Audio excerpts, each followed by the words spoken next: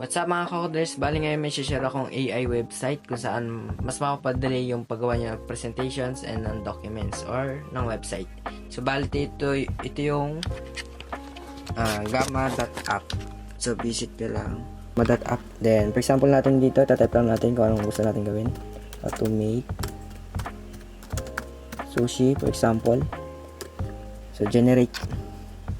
So click nyo lang generate. So bali siya na yung gagawa ng presentations natin. Then click nyo lang yung generate na button. So dito nakalagay din kung ilang slides yung gagawin niya. So we have 8 slides. So yan, automatic na siyang gagawa ng presentation about how to make sushi. Then dito pwede rin natin dito export as PDF, PowerPoint. Yan. So pwede rin image.